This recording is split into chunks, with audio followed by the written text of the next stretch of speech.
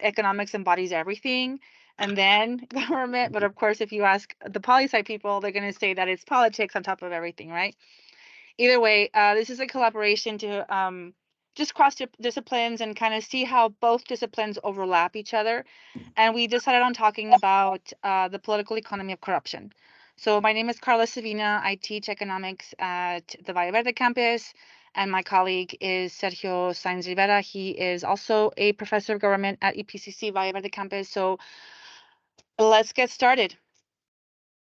So when I was doing the research, I kind of just dug in, and I'm just curious by nature, and I was looking at the top scholars to see what is everybody talking about, what is out there in the literature that talks about corruption, right? And this person kept popping up, this Michael Johnston, and I'm going to quote him from his book Symptoms of Corruption, Wealth, Power, and Democracy, which I thought this quote kind of embodies a great just the topic, right? So he says that corruption is a threat to democracy and economic development in many societies. It arises in the ways people pursue, use, and exchange wealth and power, and in the strength or weakness of the state, political, and social institutions that sustain and retain those processes. Um, and as this kind of makes sense. And it's a book that he wrote, and I was kind of perusing the book, and he says that it is differences in these factors that give rise to four major syndromes of corruption: the influence of markets, elite cartels, oligarchs and clans, and official moguls. So he showed us this in his paper. He gave me this diagram, and I thought it was so cool, right? So it's like a matrix of cross section between the strength of political and economic institutions, and on the vertical, and then on the horizontal he has the participation in political and economic competition.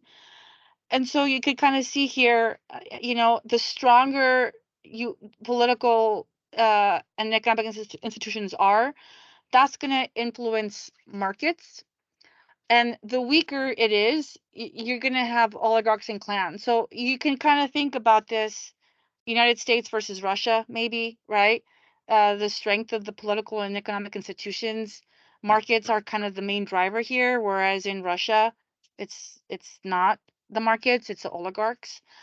So that really caught my attention. And then on the horizontal, he talks about the participation in political and economic competition. And when you have a very fragmented um, participation, that's also going to kind of lean towards having more oligarchs and clans. However, if you have a cohesive participation, you might have an official mogul, right? And this is not my area of expertise, but again, this is my curiosity, and this just kind of drew my attention.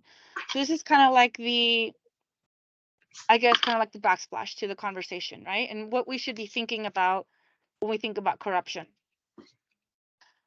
So there's a consensus in how we talk about corruption, how we define it. I think the general consensus or recognition is that corruption affects development and security in fragile and conflict affected states, right? That I think that's we can all agree on that.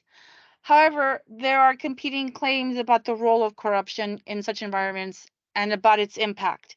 So this is where it starts to get interesting. We could kind of agree in kind of broad scope, and this is where me and Sergio collaborating comes into place, right? I'm going to have an economic perspective, and he's going to come in with more of a poli sci social scientist perspective.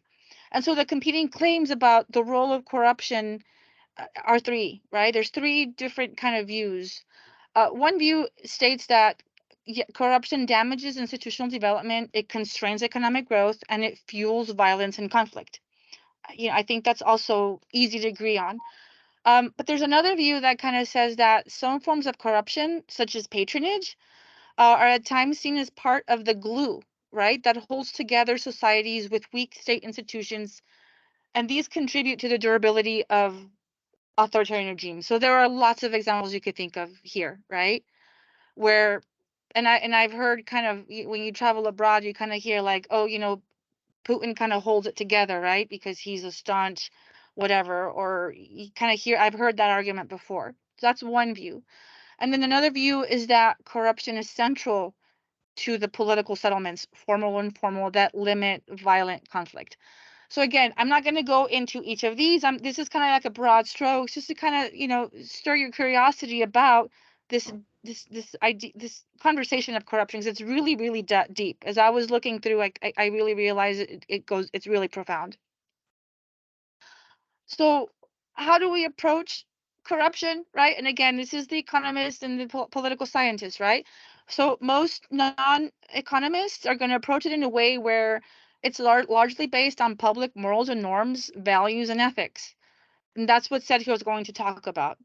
An economist views it a little bit differently. We view everything in terms of incentives and organization, right?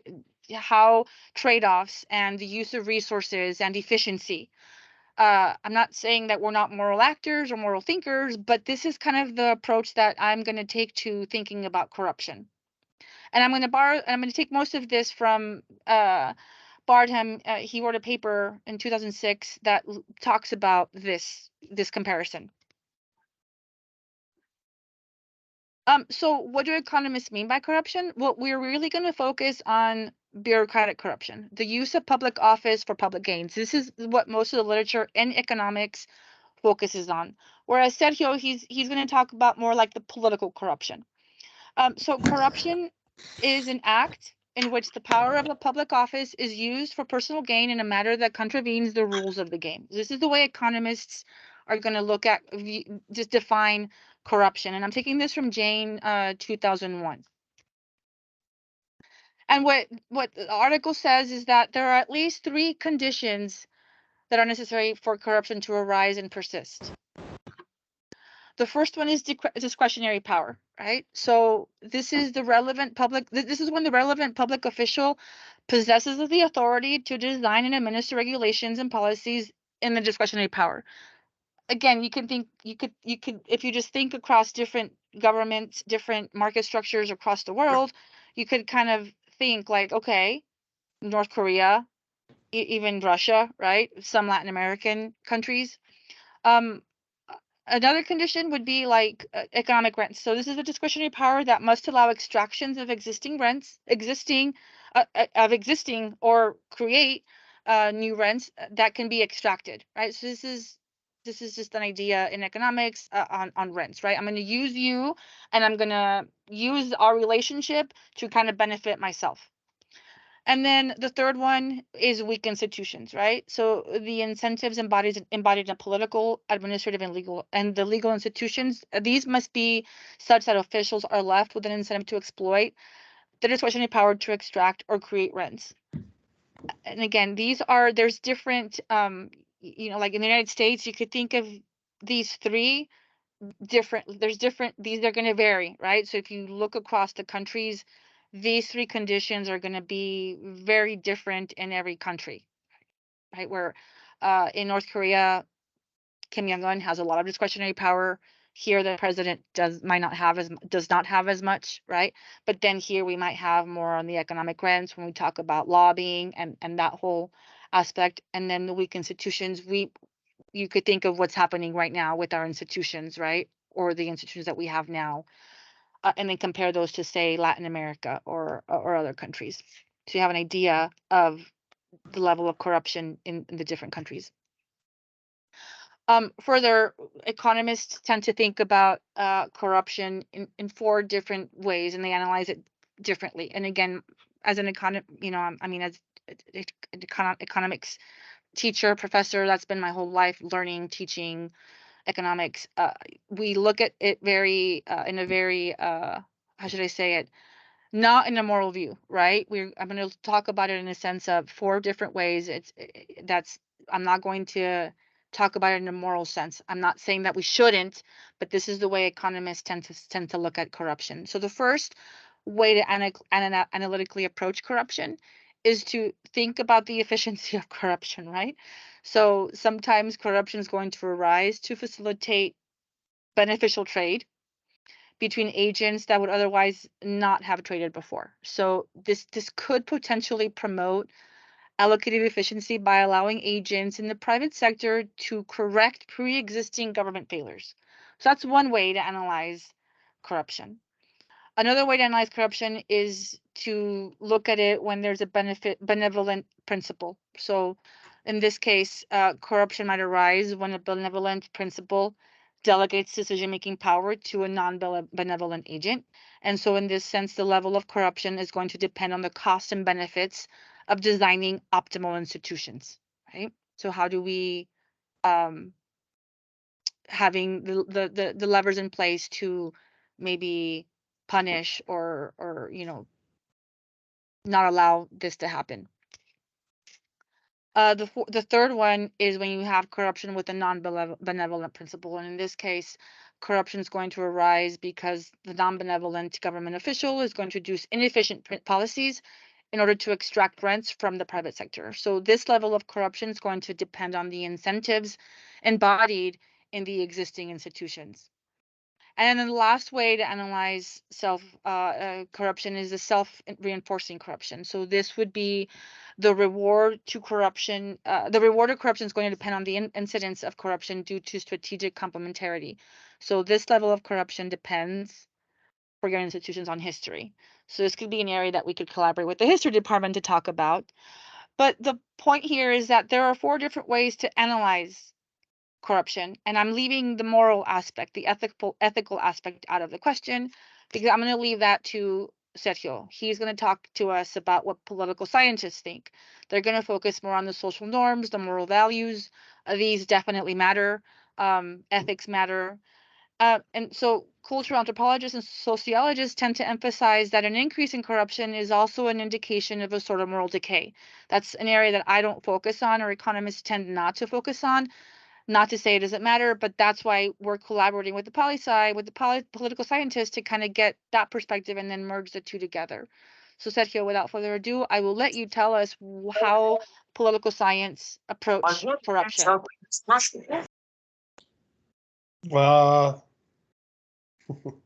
sorry, what was the question? What's the question? Sorry. Okay. I'm going to share this window, my presentation. Can you see it? Yes. Can you see it? Okay. So Carla was referring to, she was saying that political scientists and economists don't think alike. In fact, political science feeds from economics, history, philosophy.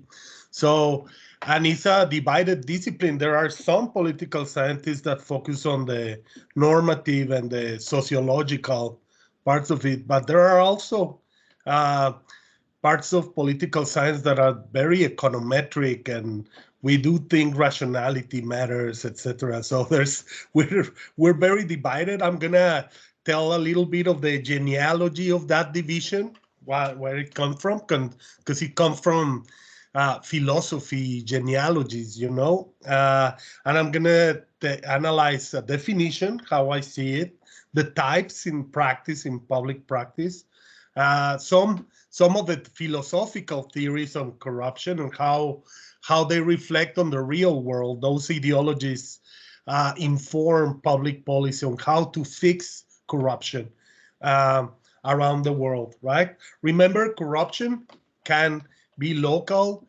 national, and international. The international scene is harder to control because you have different countries trying to, for instance, control drug trafficking or money laundering, and it's very easy for capitals and illegal capitals and groups to hide from a country to the other. One enforces and the other is more permissive. So it's really hard to tackle corruption. This is a problem that affects every society, ancient and modern, right? As Carla was saying, more or less we coincide, and I took this definition. I really like it for its concise phrasing, is the abuse of public power for private benefit. That means that necessarily a public official is giving favors or receiving favors in exchange of something, right? And that something can be defined as, in general, by the word interest. Humans are interested people and they have goals, and they're motivated rationally to pursue the maximum goal. They're going to maximize their gains and minimize their cost. And corruption is such a tool that helps you reach your goal. That if you want money or you want power, you can get it through corruption. You can, for instance, keep the line, accelerate your business, and receive many benefits. The economic incentives of corruption that are natural to the human activity are tremendous, and they're hard to extirpate because corruption is not one thing. It's different activities. Sometimes the public official receives the benefits. Sometimes it's his family, right? Sometimes it comes in the form of money. Sometimes it comes in the form of favors. And I can list some of these. The economic side is when you do bribery, embezzlement, extortion, kickbacks, money laundering, fraud, contracts and conflicts of interest. All those things are up for grabs. You know, these are humans are gonna be tempted to achieve their goals if it helps them achieve, if corruption helps them achieve that goal. When it doesn't mean money, corruption also entails gaining favors for your family, like nepotism, maybe votes. I remember in the before 1920, there were descriptions of how El Paso politicians would buy the Mexican vote with giving tamales and fiestas, no? And that's kind of purchasing the vote. Influence, prestige, and status is also a motivation, an incentive to become corrupt.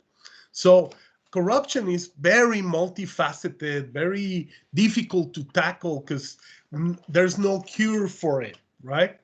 And there are small and large scale corruptions, corrupting moments like you pay to get ahead of the line, or in Mexico, if you ever go, it's famous that you pay a traffic cop a bribe just to stop them from giving you a ticket. Those are small scale corrupting moments but the problem is the aggregation of it. When multiple people do that, then it disintegrates the law and the enforcement of the law. And then there are large-scale corrupting practices, and these go from instant rigging a contract, like you give it to your family member instead of the most capable, the cheapest, or you give the direct allocation, direct contract instead of having a bidding system or an auction where the best producer or the best supplier may get the contract. That's very common in developing countries. Also, right, like it can go from contracts all the way to straightforward stealing money. Kim Jong-un, the current president of North Korea, has we discovered that there's the Office 39, and Office 39 are dedicated precisely to obtain dollars for his personal use abroad, right? That's a corruption. It's deviating public resources to enrich himself, right? So as you can see, this is not a one single thing captures everything that corruption is. It's ancient societies battled with this problem. For instance, Rome, when they had kings, there was a corrupt leader always, right? They stole the money, build a nicer house than everyone else. So Rome, in order to prevent one person to control the show, tried to put two consuls on top of their government, right? One dealt with civic matters, the other with religious and military affairs. Or they pitted generals against each other to prevent one or the other rising to the top, right? The Senate was very careful, so these generals don't, and generals paid their soldiers and generals paid senators to favor them. So it was a corrupting scene.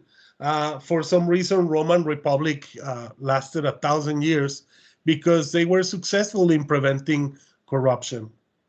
Uh, Obviously, political philosophy has tackled the problem in tandem with discussions on human nature and power structures like the economics, right? But it's always the economic system is always uh, uh, so if you think of economics as a structure that organizes the world, it's also living in a world of ideas. The fact that we need to get ahead, the fact that you need to be better than the other, the fact that the belief system that if you are if you are wealthier, you're better than the rest, right? Those are cultural structures that sustain the economic system. So they're not divorced from each other, but they live together, right? And I'm gonna mention Butcher, but basically three philosophers that deal directly with corruption. And I decided to talk about Augustine of Hippo, uh, Thomas Hobbes, and Karl Marx, which are philosophies that reflect current thinking about how corruption and how would we think of corruption today. So Augustine of Hippo lived after the fall of the Roman Empire, and he was concerned with pagan expansion in Europe. He was a Catholic and he a Christian, and he believed that Rome fell because they were corrupt, because Rome had failed to follow good. And in fact, Augustine blames corruption, the origin of corruption, in sin. Humans are sinful since Adam and Eve, and he saw corruption as a result of free will and the fall of man after the Eve um, shared the apple with Adam, right? So his remedy says, look, you gotta stop sinning, gotta stop, gotta start believing in the Christian faith.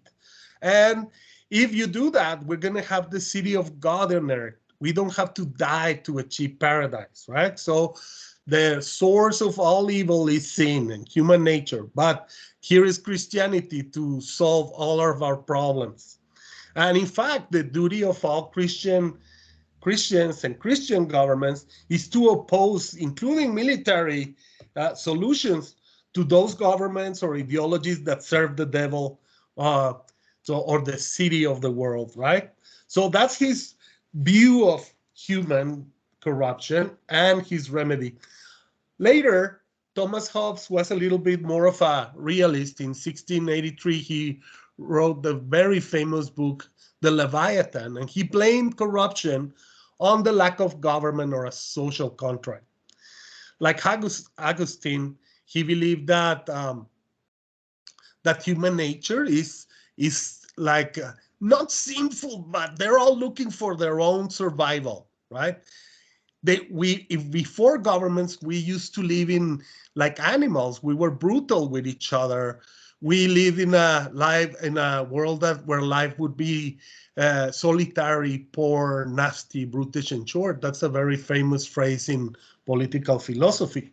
So humans, since they each are driven by their self-interest, they would perpetually engage in state of conflict. And according to Hobbes, the only remedy for this competition and this brutal world is to form a pact of social contract with all individuals in society, rational individuals. And when we form that contract, we're going to form a collective body, a sovereign leader that's going to control the show and prevent people killing each other or for what they want or for their good. So the role of government is very important in curbing corruption because the role of the government is to enforce that social contract, ensuring that those individuals abide by the rules and they don't get ahead by themselves. And in fact, his remedy is very brutal, right? He's the one that justified massive authority government. He would say the government, since it represents a social contract, the government should use force and instill fear in its citizens to discourage them from engaging in corrupt practices. right? That's Thomas Hobbes. And then a little later, Marx in the 19th century and his co-writer, Frederick Engels, wrote a bunch of books together, but today I'm concerned with the Engels. He wrote The Origin of the Family, Private Property, and the State. And I'm going to mention this book and this pair of writers because they are the first to talk about the economics, right? How the material world, how history evolved in such a way that mankind evolved according to their economic activity, right?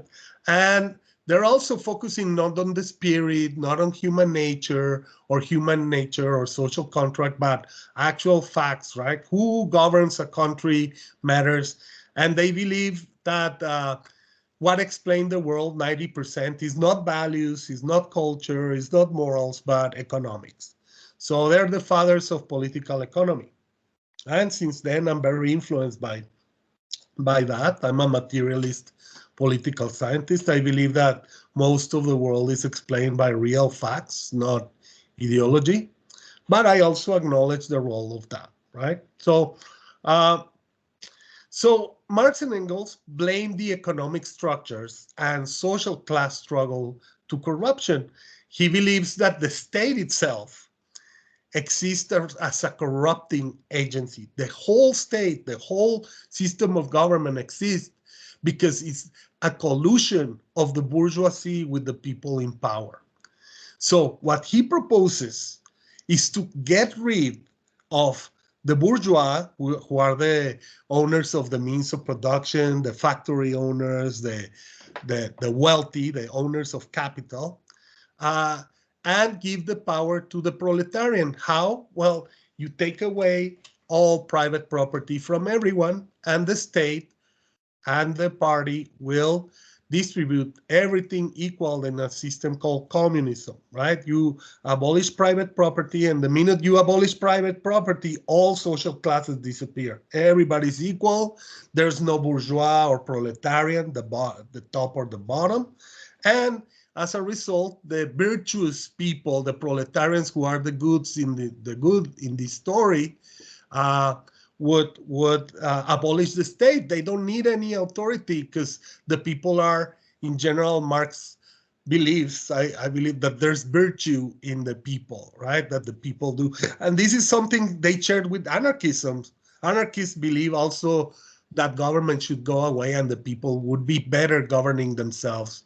They're less corrupt, which I think is a little naive because the people is also the originator of governments and authority. But that's a discussion that we can have later. So if you think of those three philosophers, right, they reflect three current ideologies. Conservatives like Augustine believe that corruption comes from a deviation of traditional values. Augustine believed Christianity. Modern conservatives believe maybe some are Christian, maybe some are traditional values, right?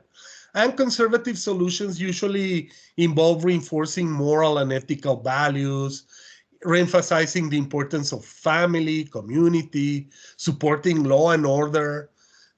They also may emphasize a strong leadership to combat corruption. Like, for instance, I remember Hitler, right? He sold himself as a person that was going to bring order to, or Mussolini in Italy, or even Trump, right? He proposed himself as the person who would bring order to the chaos. Liberals are more into liberals are sort of like Hobbes a little bit, because Hobbes believes that we should build institutions, governments, and the result of corruption is because there's insufficient transparency, accountability, and checks and balances. So what liberals nowadays propose, and you can see that in the way, I'm going to give you examples in a little bit, but strengthening institutions, promoting the rule of law, ensuring a free press to expose corruption. You know, when you have a free press, you can expose crime and fraud. And they also advocate for civic engagement and protection of individual rights. Socialists often see corruption the byproduct of inequality and class struggle. If there weren't so many poor people and many inequalities, probably there would be less corruption, they say, right? So the socialists always focus on diminishing economic disparities, nationalizing key industries, so the government controls rather than private individuals, because private.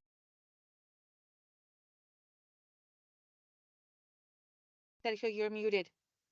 Sergio, you got muted somehow. Sergio.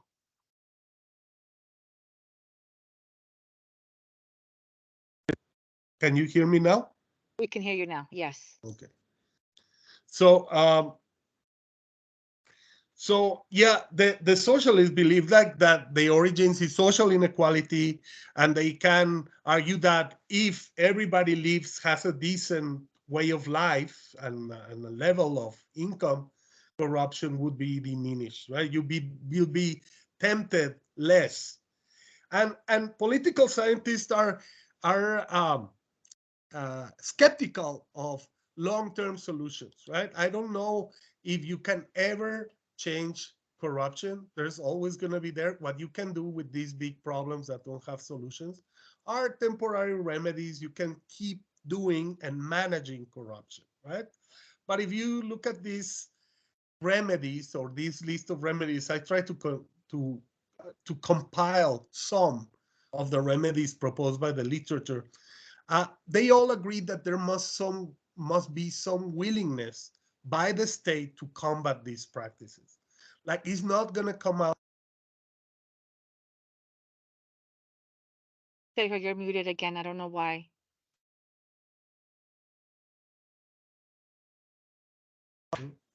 It has to come up. That there again. Yeah, can you hear me? Yes, we can hear you now. Yes. Okay, so sorry. So you can there must be a willingness from the state. The government must be necessarily involved in ending those practices. Sometimes the conservative camp believes that we should engage in cultural change and values on both in state officials and the citizens. The disadvantage of this is that it takes generations to educate a public, and you also make determinations of what is good and evil in a society. Sometimes decisions that vary across what is acceptable behavior or not, or what, for instance, there's some tolerance of corruption in some familial practices or tribal or clannish practices, because it's a token for cultural survival of cultures, you know. So you cannot really extirpate and deal with it in a one size fits all problem solution. Other thinkers say that in order to end with corruption, you have to change institutions to deal with corruption, right? So there are two ways to go about it. Either you fight corruption or you work with it, right? And different societies have applied different methods. Some societies, like the ancient Persian Empire, for instance, allowed the governors, the satraps, to sell political offices, to have their own family members control government contracts, etc., etc. And the sovereign, the Shah, would accept this behavior in exchange for their loyalty. So it was kind of a survival of the empire. In colonial Mexico, in northern Mexico, I was reading the other day that captains here in the Presidio of Paso del Norte were allowed to sell the equipment and lances and horses to the soldiers because the king couldn't provide for an adequate army, right? So it was an accepted practice and corrupt. It wasn't punished or corrupted. It was just the nature of being pragmatic, right? Uh, Another pragmatic modern case is lobbying. You know that every congressperson, every elected person receives people with campaign donations, with interest groups that represent them. And the United States has a choice whether it accepts that it happens, that politicians are approached by interest groups, or you condemn it and try to shut it down, but you know that it's going to go clandestine, that money is going to go under the table. So the United States made a rational choice in order to open it up, keep it up in the open, and see who donates to whom. So lobbying is kind of a corrupting activity, but it's out in the open and it serves a social purpose, right? So you're working with it. There are countries that also fight it, right? That's the other choice. And fighting it is a sign of modern development. There's this famous book that came out in 2012, Why Nations Fail, written by Acemoglu and Robinson. And they say that whenever a state has extractive institutions like corrupting institutions, they develop less where the benefits are distributed inclusively and share the benefits with different groups. So you can see the distinction of developed nations. You have more transactional arrangements that include more groups than in developing countries where only very few groups benefit from a transaction. So you can fight it with education. You can create special police and prosecution agencies. I think Mexico just inaugurated an agency on corruption, I think, and the Institute to Return what was stolen from the people. That's the name of the institute. The Institute, el Instituto para Devolver al Pueblo lo Robado. That's the title, and it's no joke. It's a true story, right? Another way to fight it is corruption sentences are harder. Spain is very famous for incarcerating celebrities, singers, right, and officials, and even royals. Princess Cristina, the sister of the current king, and her husband were prosecuted. Her husband went to jail, actually. China is another extreme case where they publicly execute corrupt officials, and that's a way to fight it, right? And I could name many, but the conclusion is that corruption is multifaceted. There's no solution to it. There are costs, and I think that different ideologies are aware of the cost. Some reflect more on the human nature, more on the economic, but they all agree that that we're all embedded in these human structures, right? Human nature operates within a context. We're not alone, and that's perhaps the sophisticated view of modern political science and economics, that we look at it at human behavior with constraints, and that's why ideologies, if you can sum it up, nowadays talk about you have to modify human nature by education, but also build institutions that constrain illegal behavior. Those are the solutions to that. So with that, I finish my presentation, right? Yeah. That was awesome. Yeah, so I think we gave two different approaches to talking and studying, analyzing corruption. I think a complement. Absolutely, no, absolutely, no. I mean it in a good way. Complementary for sure. Economics and political science, and I think we had history. They complement for sure. These are complementary. I didn't mean it in a way where we're, where I'm No, saying yeah. one. Yeah, no, these are definitely complementary. To do it's so multifaceted that it's hard to tackle it all. So taking it in chunks, studying it in philosophy, and I think history plays a very important role here, right? How has corruption, and you kind of touched on it a little bit, so over the last thousands of years since the Roman, how has corruption evolved, changed? How have we tried to correct for it? How has it become more with technology, how has it evolved, right? So it's very multifaceted. It's challenging to approach it with just one discipline. Yeah. I would like to open to the public if they have questions. Absolutely. Mhm. Does anybody have any questions, comments, feedback? Raise your hand. There's hands. Oh, there We are? have 3 people with their hands raised. Okay, let me Okay. see. Deisha Harris. Estela. Hi. First off, I want to say I really appreciate you guys giving this presentation. It's really interesting. I want to know if the slideshows are going to be available for us to view like on our own time. We're recording this. I don't know where it's recorded. I don't know where it saves. But if you send me the chat, you put your emails, and I'll email everyone that puts their email in the chat, and I'll do the work of putting my presentation. And I'll attach my PowerPoint as well. Mhm. Estela. Thank you for the presentation and for the 2 views. I think that the dangers of corruption need to be emphasized in terms of democracy. Once a system of government that tries to be a democracy becomes corrupt, from the highest court on the land to the local court to the police officers to the legislators, etc., democracy's at its death door.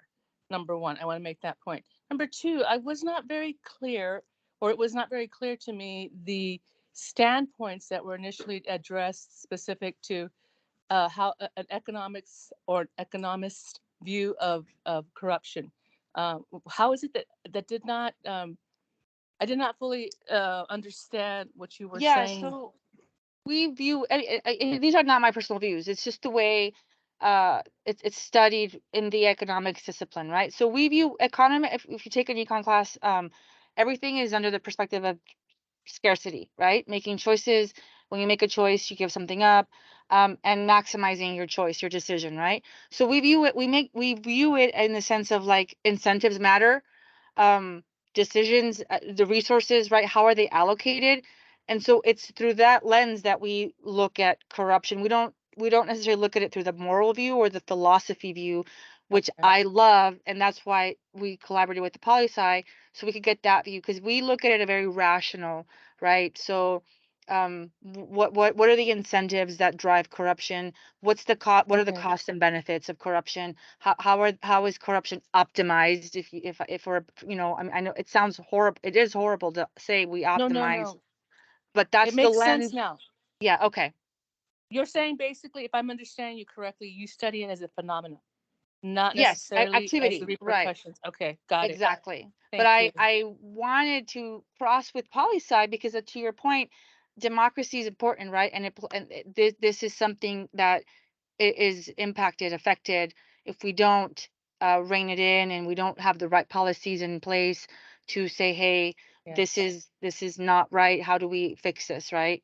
Yes, absolutely. Thank you. Thank you for clearing that up. I appreciate Yeah. that. Dr. Valles is also a passionate political scientist. Nice. Thank you, Sergio. Yes. Deisha, who else has their hands up? Christian, Silvia, hello, colleagues. Christian, you're next. Hi, good afternoon. I don't know if you can hear me. Yeah, I can hear you. Okay, so I just wanted to ask, what would be some possible examples of those incentives, like you have here in your conclusion? It says incentivizing civic virtue. Like in what ways could we, I guess, give benefit to people that would like to, where we would like to increase civic virtue and civic participation? Yeah, that's a really good question. In countries that have better trust in each other, that participate often in communal practices, like I was reading in Denmark, they have laughing clubs, they have yoga clubs, and societies that are very participatory with each other tend to have less corruption practices embedded in their systems of being, right, a society, right? and the government subsidizes those activities. So if you get 5 of your neighbors to open a train club, a metal detector club, the government will pay for your metal detectors, right? And you think, oh, this is stupid. What is metal detectors having to do with corruption in society? Is because the more you trust your neighbors, the less incentive you feel to get ahead of them or to find a shortcut, because corruption is a tool to get ahead, you know? It's not a practice per se for itself, but it pursues a goal. That's an example of those social educational incentives to increase social capital, we call it technically. And there's a very technical and mathematical ways to say this, right? Like you are familiar with the prisoner's dilemma and game theory stuff and how institutions work. If you behave bad, they slap you once.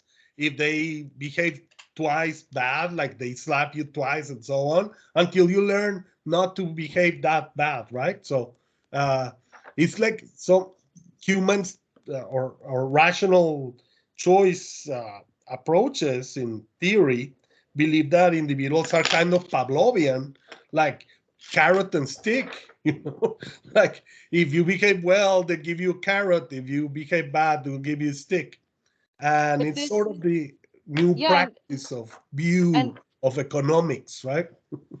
and this goes to your earlier point, Sergio, at the very beginning when you said it's also cultural, right? So in the States where we've kind of been the culture is like individualism and you do you be you and you get ahead and so that kind of doesn't promote what Sergio was talking. I mean, I don't know. I think it's more like me, right? How can I do better? Me. It doesn't promote like how can like I'm better, you're better, we're all better, lift up together, right? It's also very cultural. Sergio, correct me if I'm wrong. No, it's very cultural. It's very economic. So it's not one thing at the same time. It's just, I think things have to happen in tandem. You know, culture changes institutions, institutions change culture, and vice versa, you know? And so you cannot really give one solution to it. It must be multifaceted, as is the problem. Right? I don't know if I answered your question, Christian. Yes, that was awesome. Thank you. Silvia? I just wanted to say that I enjoyed the presentation, and as an instructor, sometimes I find that my students don't vote, don't get interested in politics because they think everybody's corrupt. And I think you kind of made the point that in our system with the interest groups and the contributions, that it's like legal bribery. But I guess my question is there, do you believe every economic system is corrupt? Because I think often we think of like and your example made me think of when I've bribed people in Juarez to get my license plate back or to not get a ticket. But this was over 20 years ago, so maybe the statute of limitations is over. But then it made me think like I made them corrupt by giving them, a bribe, right? But to me, that was kind of just how the system was structured. So I guess at the time, I didn't see it as wrong. I just saw it. They get paid so little that this is how they make up their like make a living wage. But I don't even know if I have a question, but it made me think of that when you brought up that example. So I guess my question is, are all systems corrupt because us as human and as in economics, rational self-maximizing people, are we all out for ourselves? And so, is it innate that everybody's corrupt? It is innate. I do believe that there's temptation because we're rational individuals and we're going to maximize our benefits and minimize our costs. So if you, for instance, take 10 years to study a PhD or you buy the title in a fake university, like the temptation is going to be there. And 99% of individuals are not going to do it, but there's always this 1% that are going to pursue that route. And the whole system gets broken if more and more people participate, because then once many do it, and you're the only fool paying for a full tuition and getting ahead and waiting for 10 years when this guy got his PhD in 1 year, right? So you'll be the fool and you'll be tempted. So it's a cascading effect, because the more people do it, like the bribery in Juarez, right? So it's a tipping point. Like, you'll be stupid not to do it because you would be the only one actually paying to the government. So you're right. So if your question is, are all governments corrupt? Yeah, they have. Governments exist because of the corruption of human nature, I believe. And the job of government is precisely to contain that. It's never gonna avoid it. There's always gonna be shortcuts. And there are systems that are more efficient than others. Right? No, that Carla talked about efficiency, and it's true. That's an argument to have. Right? That's my view. I don't know if Carla has a different view. No, yeah, I think there are levels, and I think I listed the 4 different criteria, right? So that criteria is to be different for a different country. Um, I mean, are all countries corrupt? That's a loaded question. Yeah. How can I say that? What can I say? I mean, I think the best way I could answer it, I think, is the level of corruption is going to vary depending on the institutions in place, the rails, right, that we have against corruption. The level is going to vary between across countries. Mm-hmm. Kevin, did we answer your question, Silvia? Yes, and I think, and I think maybe it's that we've lost. And when Sergio, when you answered, it made me think of Donald Trump, because it turned out that like 4 years I paid more taxes than him, and I'm like, how is this? How is it that I, a normal person, am paying more taxes than a president, or a multimillionaire businessman, right? And so maybe and it made me think that that he sees it as, I'm just smarter because I'm cheating the system, but maybe that makes us all have less faith in the system. But thank you for both your responses. I think the United States is very much an oligarchy, right? So the privileged have taken over, and they designed the structures of taxation to benefit them and keep them in power. But that happens. That's a corrupting thing, That's a corrupting thing. It doesn't benefit the public. But in terms of corruption diminishes the living standards usually, and Americans haven't seen it impact their pockets in deep manner. It's livable compared to other countries, right? I want to add to that, Sergio. I think it's let me lower your taxes, and so like it's under the guise, the rhetoric is such like, let me pass this to help you, right?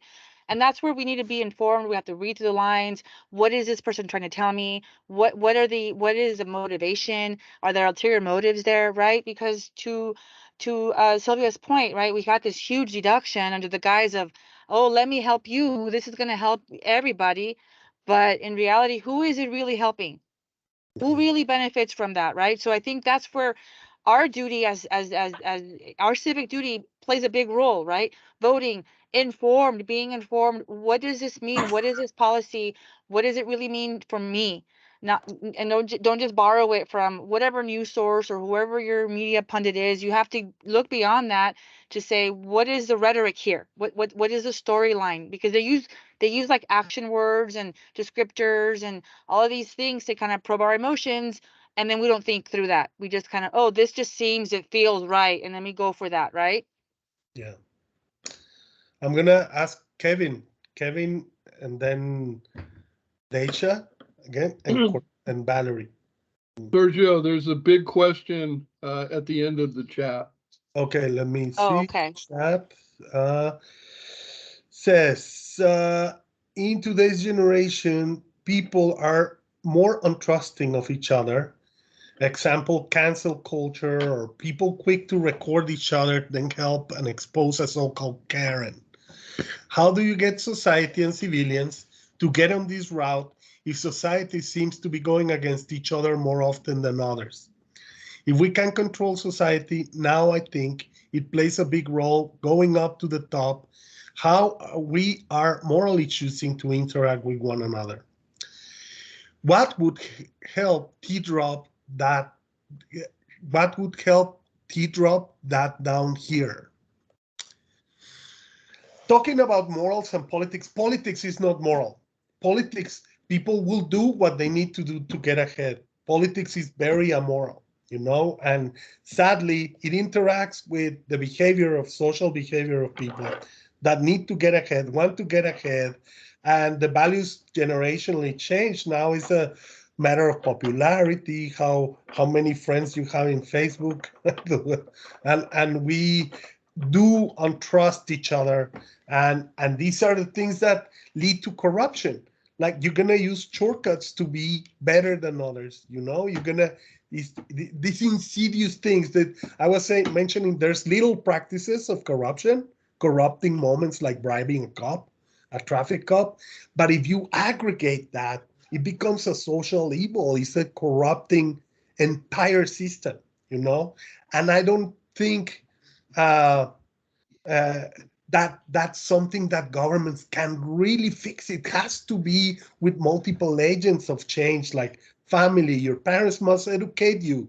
Your school must educate you. Us as teachers of community college teach you the moral, not the morals, but the acceptable civic behavior. Don't throw trash. Don't that. Therefore, you don't need to bribe a cop. Obey the traffic stop. Don't bribe. Right. So those instances of that are gonna accumulate to be a better moral society, I believe. Like, there is no avoidance of these corrupting moments, but you can lessen them, right?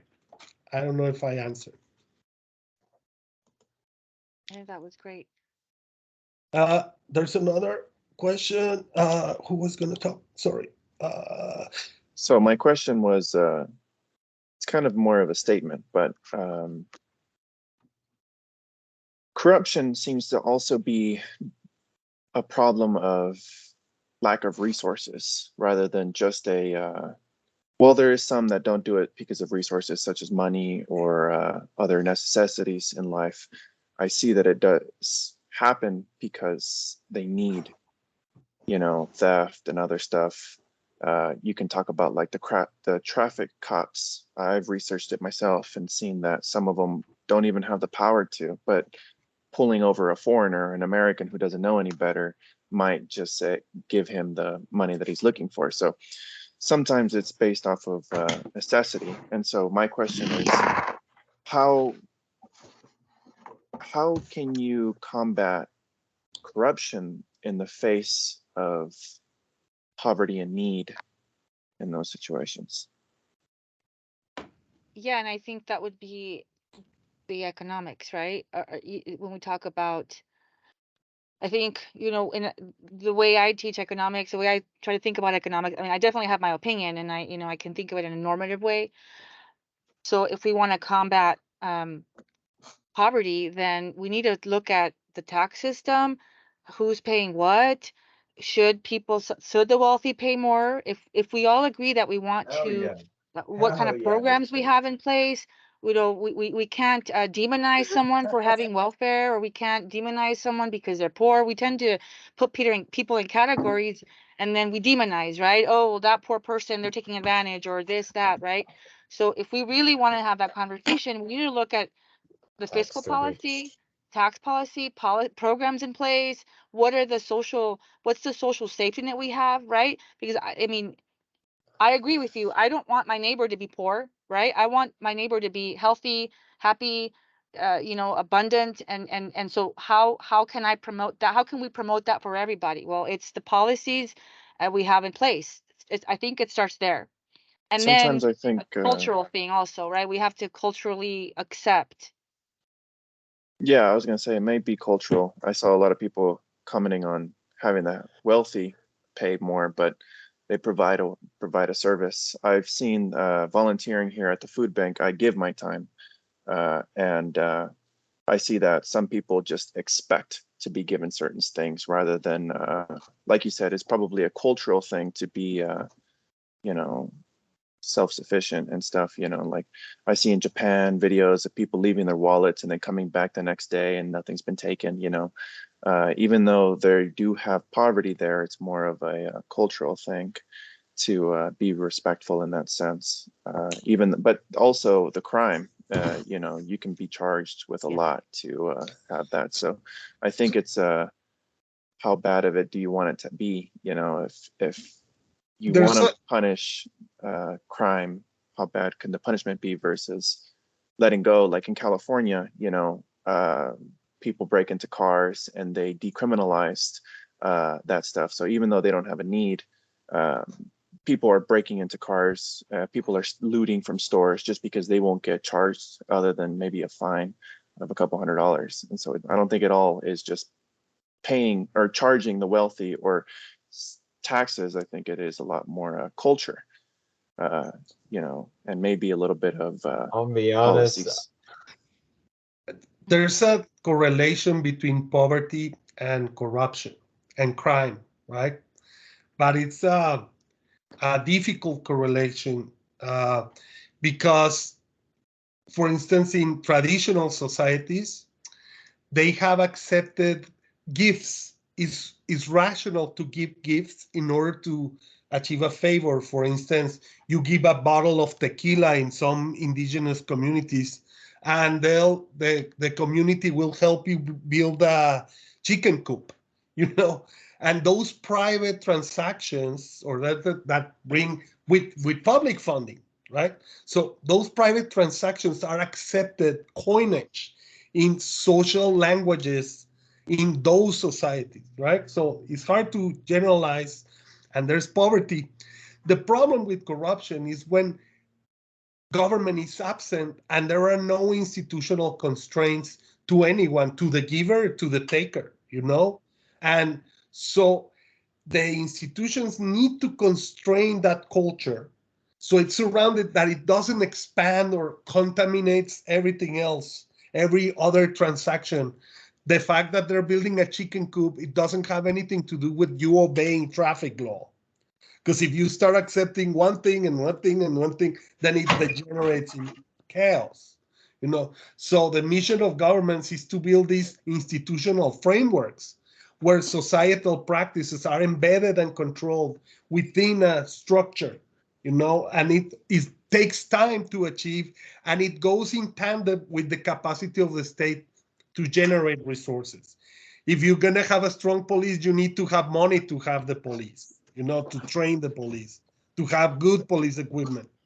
And so these things go in practice with the cultural changes, the institution building, and the money generating. So it goes like that, you know. It's not one thing.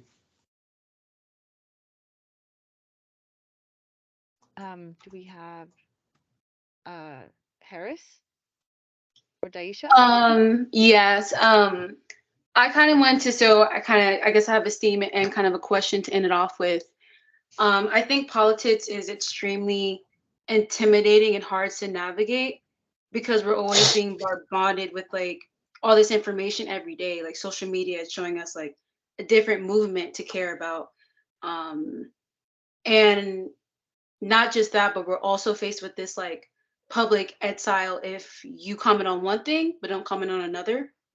And I don't think that like, I don't know where this vibe came from where everyone had to be like an activist. Like if you post about something that really spoke to you and you maybe did like a GoFundMe or you like, you know, commented on something and you don't on another, people kind of like might use that against you. And I personally don't like fear public exile, but I just think that like the intimidation of politics right now, I think is what fears makes a lot of young people be not just performative by like reposting things and, you know, acting like I care about this thing, but I think we lack a lot of action because there's so many things we're being called to act on. So like, what advice do you have about navigating the political space now that there's social media and just so many different things that we're being asked to like speak about. Sergio, do you want to start? Do you want me to I jump? don't know if this has anything to do with corruption. Necessarily, corruption leads to discussions of the civic engagement and civic quality and civic values that we have, right? And one of them is political engagement. I want to think that's where you come from with your question, maybe. And it all takes will, there's the Martin Luther King died for your sins. You need to vote, because what's the point of having shed so much blood for nothing, right? Your mission That's as a good point. students, and your mission as members of the community of El Paso is to take care of your community, and you take care of it by voting, by being participatory, by volunteering, like Kevin, right? Like or you, and the social media is part of the world, but what matters is the real world. That we're here, we live here, not in Facebook. We don't live in Instagram, right? These Well, we're are back. perceptual worlds that distort reality. They're good for informing us and disinforming us. So you need to educate yourself, not Oh, only participate, but inform yourself how to participate. And but I it don't know just if that keeps changing. solves was your gonna, question. yeah, I was gonna add on to Sergio. I think my advice is how you navigate is, like I was kind of mentioning earlier, there's so much rhetoric out there. Just vet anybody you're listening to. Vet, what is this person telling me? What is their incentive, right? And try to really get to the facts and be informed. And emotions are, I mean, we're emotional creatures, right? We get emotional. So just if you I break it down to the had facts, it'll make it that much easier to kind of be rational, logical. What should I, and then take it from there. Mhm. Fidel, he's my student. He's my student too. Oh, cool. Bad student that guy is. Nah, I'm kidding. Fidel. Hi, can you hear me good? Yes. Yes. Okay, I had a question. You kind of answered it from before, but it's for both of you, for the like economist opinion and the political scientist. But would there be like a possible way to not weaponize it, but like use corruption as a tool, like that example you gave with Persia, and like and if we did, how would that affect the economy as well? Okay, so can you be? Uh, I didn't a really a quite tool for understand. a tool for what? I mean, to Yeah. gain power. They use it. No, Yeah. I mean a tool to benefit society as a whole. Oh, as I see. So make have corruption the redistributive effects. So everybody benefits, not just a few. That's what you're saying? Yes, like would there be a way to do that, and then how would that like affect?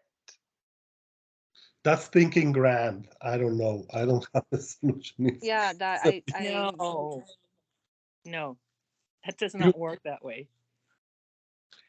corruption by definition benefits a few, right? Yeah. So you cannot have collective corruption. private benefits.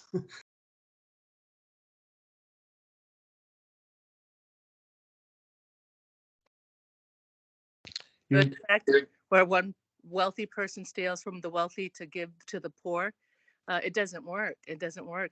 Democracy cannot be sustained when there is corruption, because we have proof of it. We don't have to look at Mexico. All we got to do is look at our own Supreme Court. And these are the people who are making the laws for us. Corruption is bad. That needs to be understood. It's not negotiable.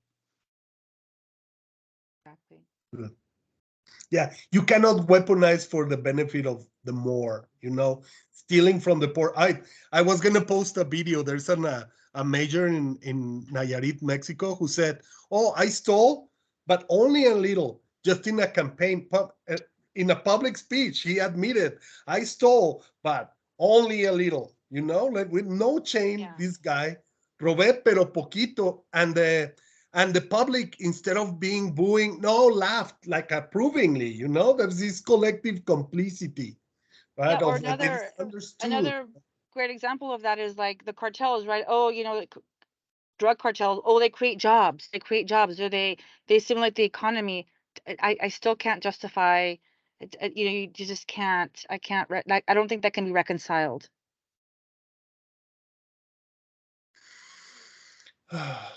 Okay, gotcha. Yeah. Alexa. I think. Yeah. Oh, sorry. I'm sorry, can you hear me good? Yep. Yes. Okay. You mentioned different ideologies, and my question is about that topic. Could different ideologies shift our perception of corruption? And if the answer is yes, what could happen with public opinion regarding corruption? Would you believe people will rebel against it, or will they accept it? You want to I do answer? think. Yeah, I mean, I do think ideology about corruption can change, kind of where you live, right? But can you restate the question one more time? So you said, can your ideology of towards corruption change, and then? Yes. Would you believe the public opinion regarding corruption will change in the matter that they could possibly accept the corruption as something normal and something to get used to? Yeah.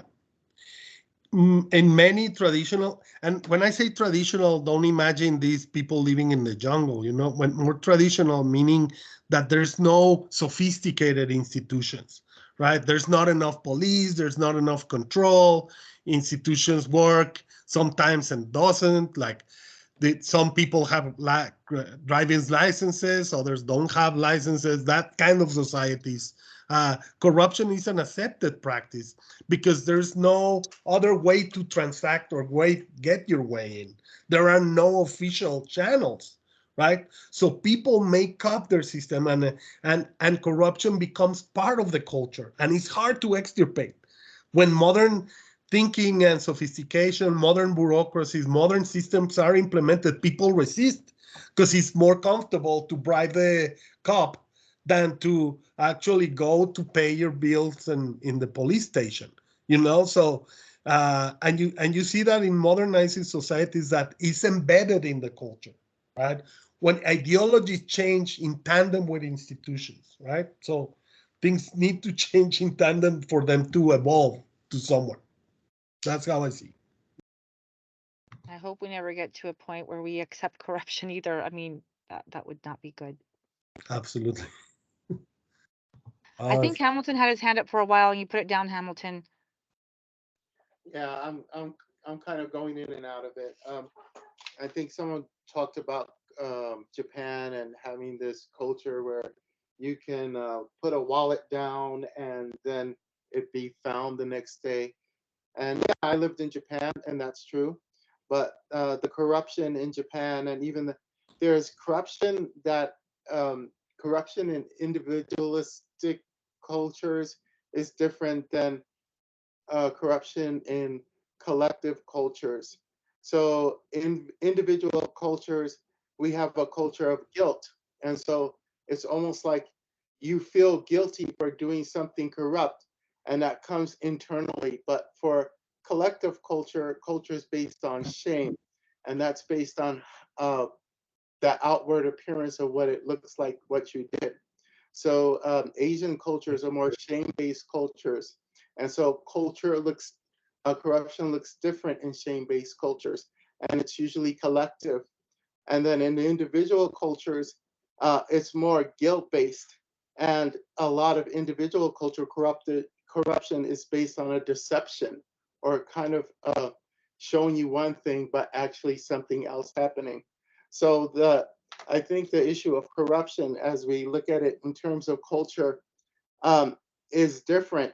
And what motivates people, I guess, as an economist, I'm thinking in terms of, well, the incentive to work with people collectively or to be deceptive when you're in an individual culture is different. But the incentive is there, and so is the corruption. No, absolutely. You know, there's a very important book. It's from Michael Foucault, Discipline and Punishment, and this French French philosopher that said that justice in the Middle Ages was based in collective shaming. You know, when you were adulterous, they would parade you in front of the whole town, right? They look at this couple that cheated on their wives and or you stole, and they publicly lashed you 50 times. And it was not only the corporal punishment, but the humiliation and loss of prestige and honor, right? And modern societies are now more administratively anonymous, and you don't feel that existential shame anymore. You can go to prison anonymously, no, and it doesn't correct anyone. And in Japan, seems that they have preserved that traditional system of honor, and everybody would be shocked to find you in jail, right? Whereas here, they get a mugshot and we put it on t-shirts and coffee teacups, like there's no shame on that. But that was a great distinction between the individualistic view and the collective view. Yeah, that was cool. Thank you. No, I wanted to say there's a movie by Martin Scorsese called Silence, and it's based on Christianity trying to get a foothold in Japan. Christian religions never gain a foothold in Japan, and they're still very weak in Japan.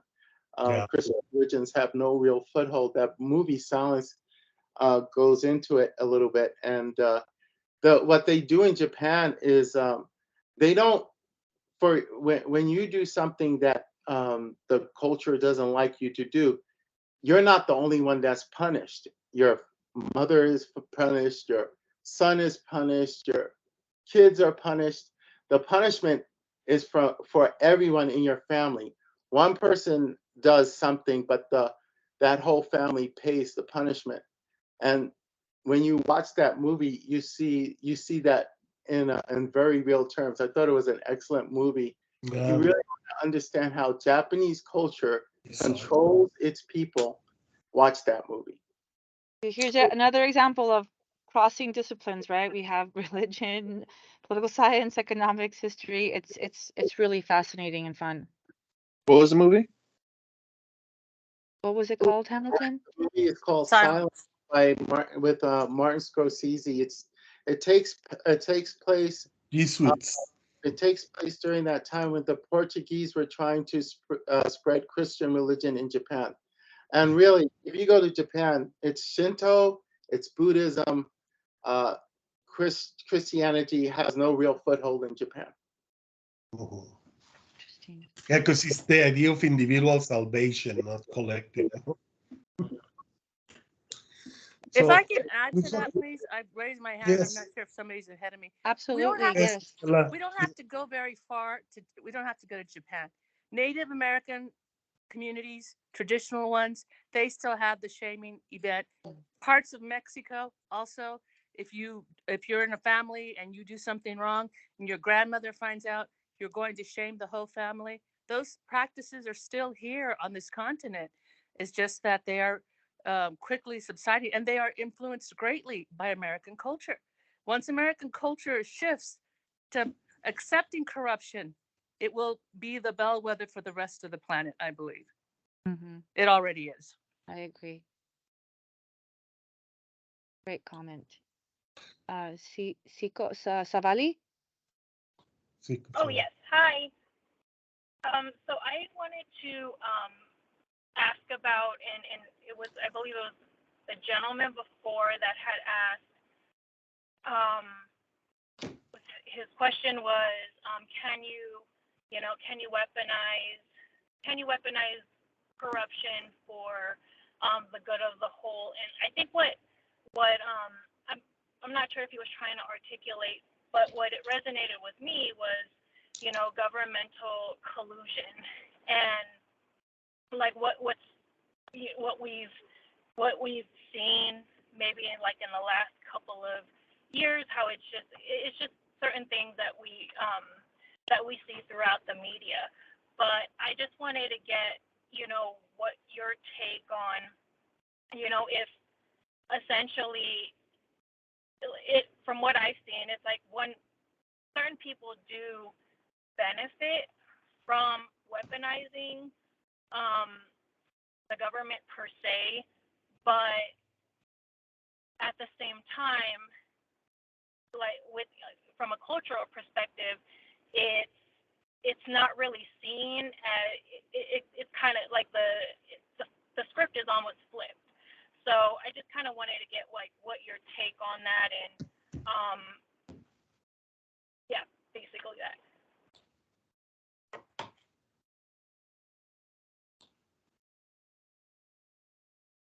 Okay. Cesar, do you want to comment on that? Can you summarize your question? Because I understood that you wanted to recapture Fidel's question on weaponizing corruption. Can you structure it in a more succinct way?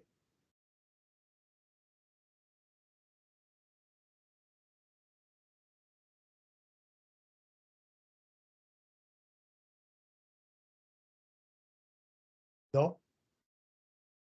Did we lose her? Did we lose you? I'm looking her. Let me see. Savali, can you re-articulate your comment or your question? Oh, I lost her. She's no longer. I don't know. Oh, I I'm don't see sorry. her. This corruption cannot be weaponized for the good. Corruption is by definition an evil, and it exists, and it will not go away even if unless something happens, right? So Augustine think that if we behave like Christians and we're angels, we'll have the end of corruption. But James Madison, our founding father, said, if we were angels, we wouldn't need government. Like, that's why we have strong institutions, because we cannot be angels. We're just trying to get ahead in our lives, It's not that we're evil, sinful. It's because everybody wants an easy way. Why should we struggle if I can pay my way in instead of doing the hard job, It's very We all have tempting. incentives. We all have our own incentives, right? And we are motivated by the incentives to get ahead, to get the job, get the career, get whatever, so that's we can't, yeah, to Sergio's point, it's hard. It's challenging. So I think we don't have any more questions, or Carlos. Carlos, hello.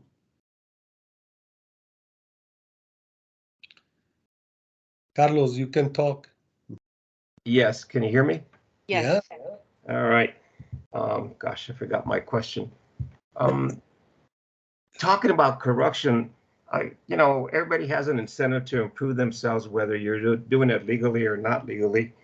So yeah, you can kind of accept it, but isn't it more serious an issue that we see right now in America with Mr. Donald Trump already being found guilty for fraud? Number one, one of our guests mentioned that the Supreme Court has been influenced by some benefits that they got that you and I as ordinary individuals cannot. And it makes me feel like when people at the bottom see these significant people at the top, at the very echelon of our government, going beyond what's, a little bit of corruption, doesn't that incentivize everybody?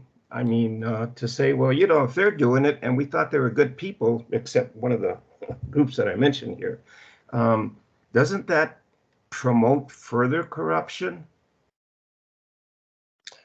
Absolutely, Carlos. And when we idolize people like that, yeah, I think it could promote, like the comment of, I'm very smart. What do you say? I'm just smart with my taxes or something like that. I think there's a cascading effect, as I was saying, like you start with adoring that, making it funny, it's funny. Oh, he got away with it. And that's the smart way. He's the smart guy. I don't want to be stupid, and then more people start thinking like that. And then it becomes chaos, of course. Like the responsibility of public officials is precisely to set the example of civic virtue. And civic virtue is not accepting favors, following the rules, especially if you're a president. You're supposed to be following, enforcing the law, and respecting the Constitution of the United States. If you are not doing that, how do you expect that others will not try to get ahead of them? Like, absolutely, Carlos, there's no question about the moral decay of that we have been suffering, because he's out in the open. There's no shame anymore. Like Hamilton was saying, there's no shame. We laugh about it. He's a funny guy. I was listening to the interview of people that, what do you think of Trump? Yeah, he's a circus. He talks bad. He corrupts, but he's tough and he's funny and he believes what he believes, and so it's a civic virtue to be forceful and unkind and corrupt. Now it's a virtue, we're upside down.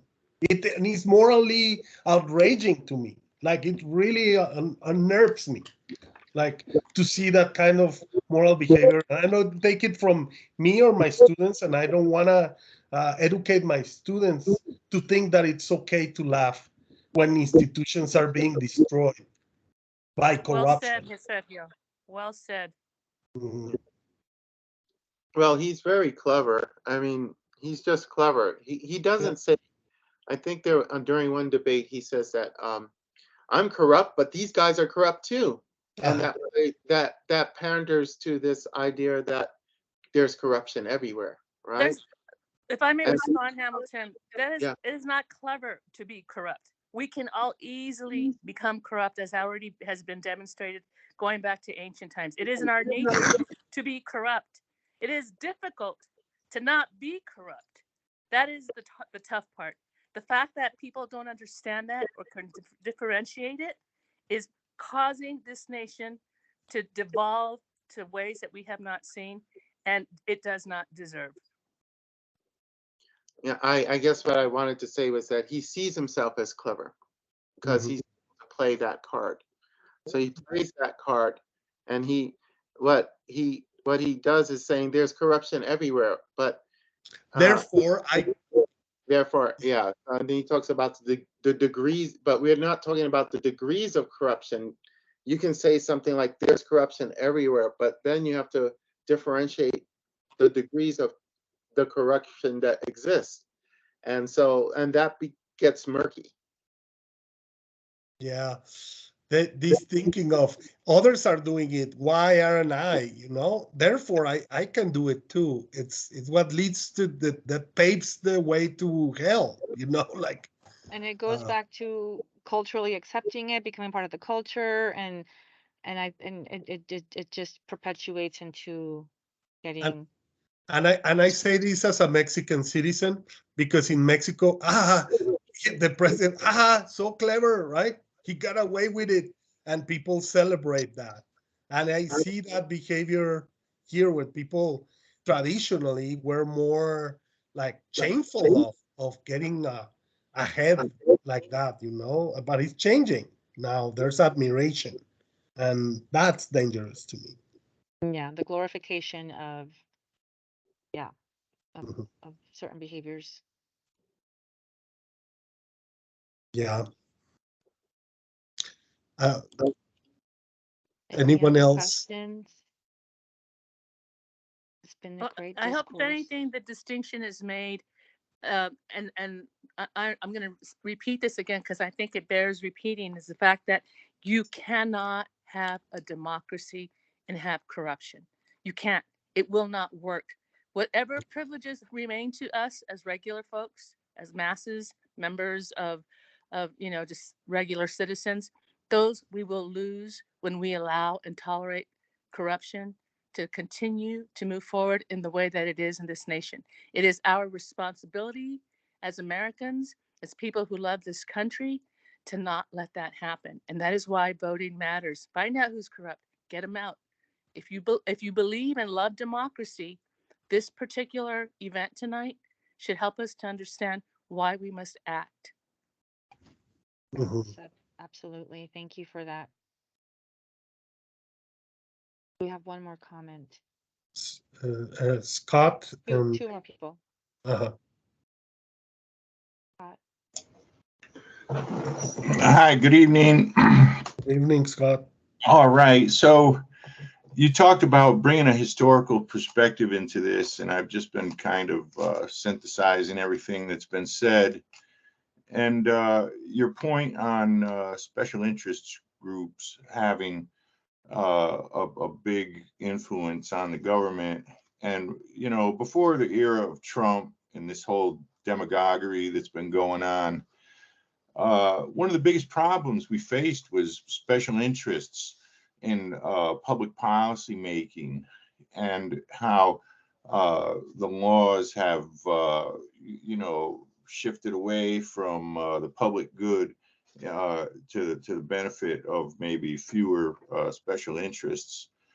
And so the big competition is over law and how it's going to affect the economy. So anyway, getting past all that, if we think back to the Gilded Age in the United States after the Civil War, this was a time period of robber barons and monopolists, and those special interests really had a detrimental effect on government. The government was very corrupt during these days, and there were movements that emerged. We had the populist movement, we had the progressive movement. And the one thing to remember is that politicians respond to pressure, public pressure. And so, you know, pressuring these people. And I think that when younger people are afraid to get involved in politics, that means these politicians can act with impunity. There's no consequences to their action. There's no pressure. And so the only people they really have to answer to would be the special interest groups. And so they're looking for the campaign funds. The special interest groups control the media. More and more radio stations and TV stations are being bought by the larger corporations who are funded by the wealthier interests. And so the voices of democracy are being suppressed, and we're being force-fed this message in the media, whatever it is they want us to hear. It's the social conditioning that's happening in our society. And this is a very subtle and kind of insidious corruption, and it kind of allows people to rationalize the whole system. So it starts with pressuring our elected officials, holding them accountable, because there's a certain ethical integrity that they need to adhere to. That would be the Constitution of the United States. And, you know, during the populist era, special interests and monopolists were so powerful that people got together. They formed third political parties. They started to get involved in politics, and this was the populist movement was a very large pressure group that had an impact. And it really didn't have a big impact, but it led to a larger movement in the early 20th century called the progressive movement. And this is where we see this this tension emerge between the private sector and the public sector, and regulatory agencies that are going to stop all this corruption from happening. And then in the election of 1920, we saw a public backlash against public sector regulation over the private sector. The private sector got back in there and took control of the government again. However, by 1929, they had driven the economy into a depression. And so there's consequences to this, with this political apathy that's emerging when people lose hope and they say, well, we can't change anything. And so, you know, like what was said earlier, I would say, don't buy into it. You know, pick your battles and become informed. And because history repeats itself. History is about trends, patterns, and turning points. And, you know, the past is always present, so the corruption of the past will manifest itself again. And when we look at a guy like Trump, you know, he's kind of a demagogue. Well, he is a demagogue, but he is also kind of a smokescreen that kind of takes the attention away from the public interest. And I think his tax policies really kind of exemplify that, as they are. I'm talking too much and I'm taking up too much time. So anyway, you guys know where I'm going with this. Stay tuned. That was great, Scott. Yeah. Yeah. Yeah, that was Well, great. we have one person. Oh, no. There was another person, but lowered the hand. Any other comments, guys? Oh, Elias Rojas. Yes. Can you hear me? Yes. Yes. Okay. My question is us as the United States, how can we go into another country like Iraq and build like a democracy sort of country when our government is like failing? You know, before they were a dictatorship, there was corruption there, and I read a report from Iraqi, and he said before the U.S. came under Saddam, they were better, they were well off, and that was my question: is like, to us, dictatorship under Saddam was probably like corrupt, but to an Iraqi, they had much more. And then when the United States came in and took control and built I guess, a democracy government within them, you have people that are suffering more because they've added on their own corruption by voting, corrupted officials and stuff. So that was my question: is how can our government could go in and set up another country with democracy? Well, the question of democracy is a very difficult to achieve, and you need multiple things to happen: the rule of law, publics that are informed, public that vote, governments that respect the law, government that abide by institutions, open media, open society, tolerance for minorities. All those ingredients for democracy is like a long list, right?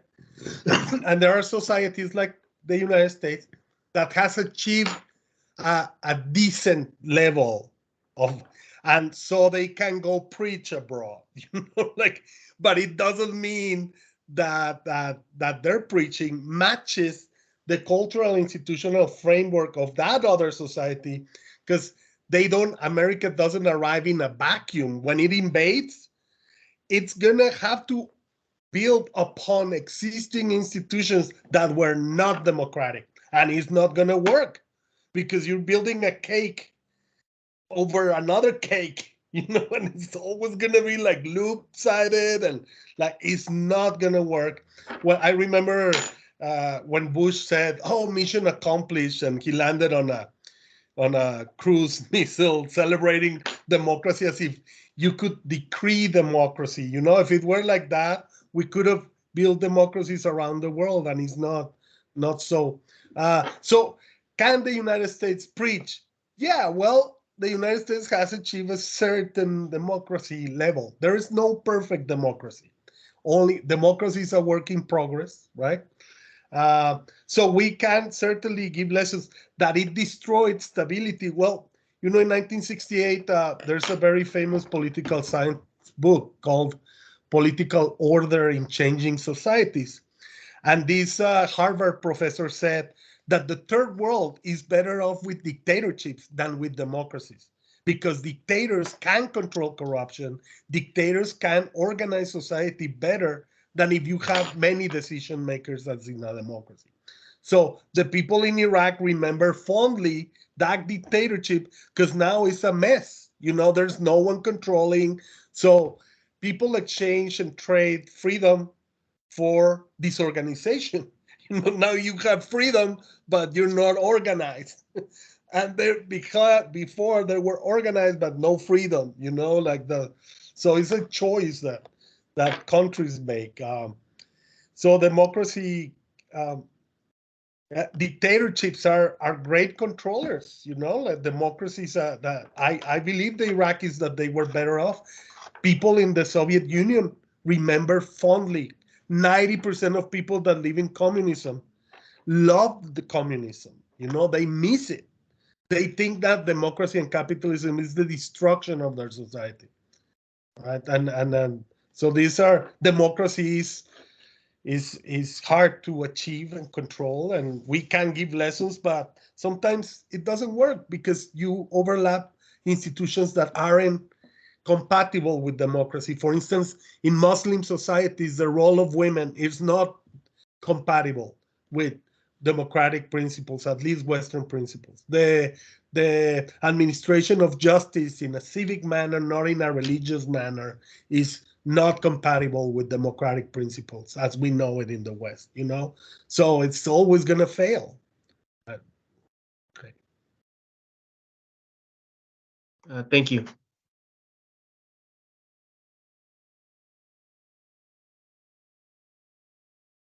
Thank you, everybody, for participating. Thank you so much. Yeah, and I mean, we look forward to doing more of these, right, Sergio, and have Yeah. a civic discussion. We were kind of we kind of went from corruption to kind of went to other places, but that's the point of having these little seminars so that we can kind of spur conversation and bring together different ideas. Thank you very much for attending, guys. I really appreciate your questions. Very intelligent and Comments. very awesome. I love my colleagues, and they're always very supportive. And Yeah. and I'm glad that we saw people from different disciplines. Maybe we should assemble more multidisciplinary stuff and incorporate students. You know that many of our students have their own ideas and This was, probably. yeah. I love seeing all the students come in here. This was wonderful. And of course, all of our colleagues, thank you for your support. Thank you all for the opportunity to bring us together and to talk about some really, really important issues in our nation today. You are informing us, you are helping us to better understand the current situation and to try to do something about it that is democratic. Thank you. Yeah. Thank you. Thank you. Okay, guys, Does anybody else no other comments? Then we'll wrap it up. we'll wrap it up. Let me Thank you. stop recording. Stop sharing. More. Record and subscribe. Oh, yeah. I think stop recording. I didn't start the recording, so I can't stop it. I still see the clock running. I think you're still recording. Yeah. I don't know how to stop it. Oh, yeah. Let's see. You see my dog is already barking. I don't know how to stop the It's dinner recording. time. Yes. Bye. Thank you, guys. Thank you, Thank guys. you. Thank you. Yeah. See you tomorrow in class. See you tomorrow in exam. Oh, an exam. Yeah, that's right. Uh-huh. You have an Oh exam. yeah. So you go to the more actions, and then there, and then you can stop it there. Stop recording. Okay, stop.